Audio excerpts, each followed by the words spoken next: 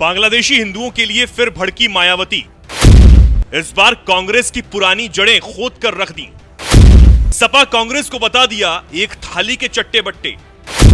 मोदी से भी कर दी मांग, हिंदुओं को वापस लाओ।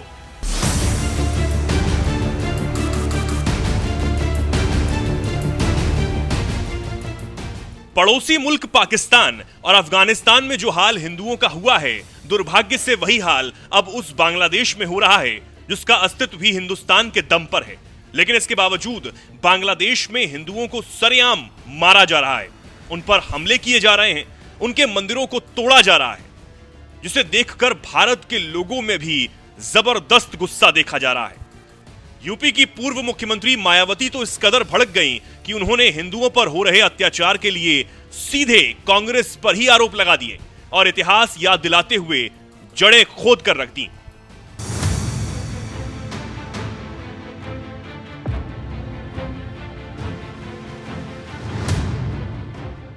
देश की सबसे पुरानी पार्टी कांग्रेस 1971 के युद्ध की याद दिलाकर पड़ोसी मुल्क बांग्लादेश की आजादी का श्रेय लेने में सबसे आगे रही है। लेकिन आज जब उसी बांग्लादेश में सरेआम हिंदुओं को मारा जा रहा है, तो ना ही राहुल गांधी ने उन हिंदुओं के लिए दो शब्द कहे और ना ही सोनिया गांधी ने बांग्लादेशी हिंदुओं के लिए आवाज उठाई। लेकिन उत्तर प्रदेश की 4 बार मुख्यमंत्री रह चुकी बीएसपी सुप्रीमो मायावती लगातार हिंदुओं के लिए आवाज उठा रही हैं।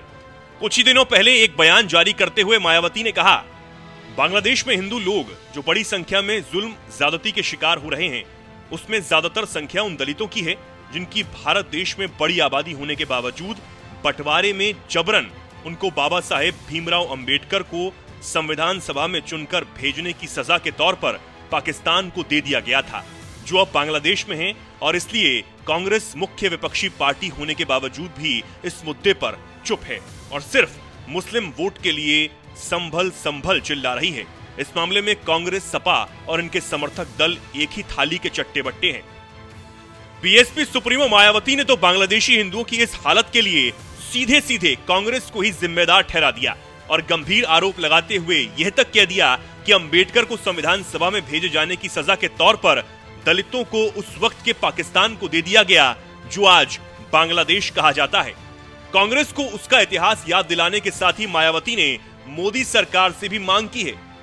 बीजेपी और उनके नेतृत्व में चल रही केंद्र सरकार अपनी जिम्मेदारी को आगे बढ़ चढ़कर निभाए ताकि सबसे ज्यादा शोषण का शिकार हो रहे दलित और अन्य कमजोर वर्ग के लोगों को वहां और ज्यादा शिकार ना होना पड़े, या फिर कांग्रेस की इस गलती का जो अब वहां दलितों और अन्य कमजोर वर्ग आदि लोगों को काफी नुकसान उठाना पड़ रहा है, तो उन्हें वहां की सरकार से बातचीत करके भारत में वापस लाया जाए। इसके लिए पार्टी इनकी बहुत बहुत आभारी होगी।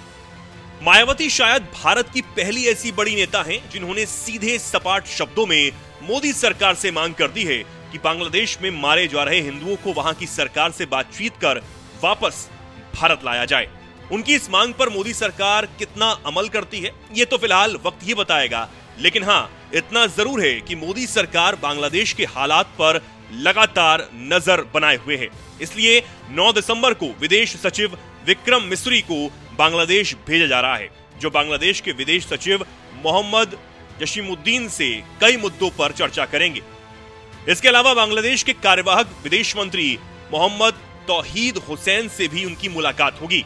तो वहीं ये कयास भी लगाए जा रहे हैं कि भारतीय विदेश सचिव विक्रम मिस्री ढाका की अपनी करीब 12 घंटे की यात्रा के दौरान बांग्लादेश की अंतरिम सरकार के प्रमुख सलाहकार मोहम्मद यूनिस से भी मुलाकात कर सकते हैं। यानी मोदी सरकार बांग्लादेश मामले को लेकर पूरी तरह से सक्रिय है। तो वहीं इसी बीच मायावती ने बांग्लादेशी हिंदुओं को भारत लाने की जो मांग की है, इस पर आपका क्या कुछ कहना है? अपनी राय हमें कमेंट बॉक्स में जरूर बताएं। साथ ही सीएम योगी ने बांग्लादेश मुद्दे पर क्या कुछ कहा, आइए आपको सुनवाते हैं।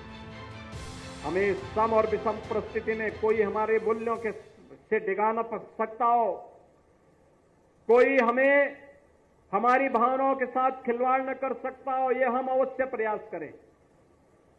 क्योंकि जो नकारात्मक ताकतें हैं, जिनके मन में आपके प्रति सद्भावना नहीं, दिखावटीपन है, जो राम के अस्तित्व को नहीं मानते, जो कृष्ण के अस्तित्व को नहीं मानते, जिन लोगों के मन में भारतीयता के प्रति कोई सम्मान का भाव नहीं, जिन लोगों के मन में ये कोई भाव नहीं कि दुनिया के किसी कोने में कोई हिंदू प्रताड़ित हो रहा है तो उसके प्रति आवाज उठा सके, क्योंकि उसमें भी उन्हें लगता है कि अगर हम आवाज उठाएंगे तो कहीं यहां उनका वोट बैंक न खिसक जाए।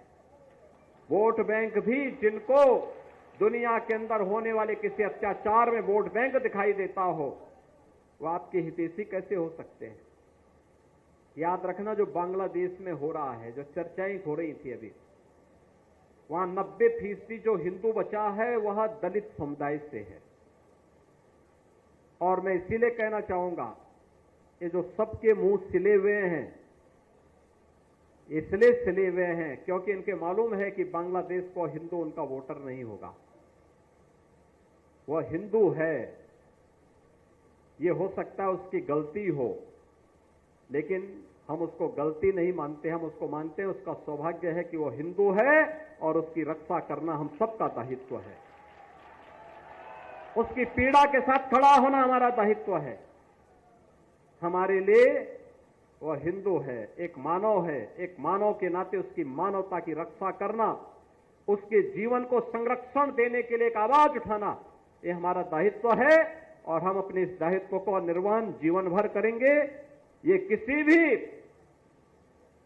पक्ष और विपक्ष का मुद्दा नहीं, बल्कि मानवता को बचाने का मुद्दा है। राक्षसी वृत्तियां जब भी तरादाम पर प्रबल होंगी, उनका मुकाबला करने के लिए हमें तैयार होना पड़ेगा। आप दुनिया की तस्वीर वर्तमान में देख रहे होंगे, कुछ तो हमें इन चीजों को देखना पड़ेगा। क्या है इन सब का कारण? आज भारत के तमाम पड़ोसी चल रहे हैं, मंदिर तोड़े जा रहे हैं, चुन चुन करके हिंदुओं को निशाना बनाया जा रहा है, और तब भी हम इतिहास की उन परतों को ढूंढने का प्रयास नहीं कर रहे हैं कि इस प्रकार की दुर्भाग्यपूर्ण स्थिति क्यों वहां पर पैदा हुई है, क्यों पैदा हुई है। और इसलिए बहनों भाइयों, हम याद करें, जो समाज इतिहास की गलतियों से सबक नहीं सीखता है, उसका उज्जवल भविष्य पर भी ग्रहण लगता है। सनातन धर्म पर आने वाले संकट के लिए फिर से एकजुट होकर के कार्य किए जाने की आवश्यकता है। इसके लिए एकजुट होकर के लड़ने की आवश्यकता है।